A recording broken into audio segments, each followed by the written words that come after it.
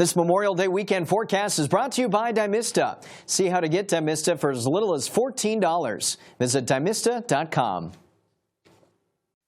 A look at your national coast-to-coast forecast here on this last Friday, May 2016. We have some severe weather popping up again today in the central U.S.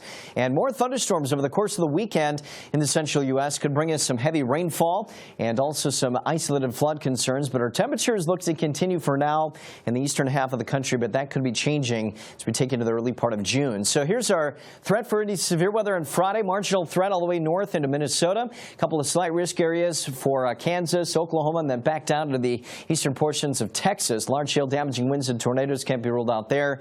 On Saturday, the threat for any severe weather kind of lessens a little bit. We still have a marginal concern, though, from central Texas and parts of the Midwest. And then on Sunday, the threat kind of detaching a little bit, moving up into the Great Lakes, but also back through the Oklahoma and Texas Panhandle. Showers and storms on the eastern flank of this area of low pressure, which is pushing up into the Midwest over that next 36 to 48-hour time period. Heavy rainfall still a possibility in the central U.S. with some 1 to 3+ inch rainfall tallies, and that, of course, will lead to some flood concerns. But noticing how we dry out as we get into Saturday here over the Oklahoma and Texas Panhandle. Still maybe a few thunderstorms over the hill country Saturday afternoon and evening, but largely the rain starts to deteriorate for that later weekend time frame. Up until then, though, precipitation values could be quite heavy. We're looking at 1 to 3+ inch amounts, maybe some additional heavier stuff, and then there's that snowfall potential through the central and northern Rockies as we take you through that 5-day time period.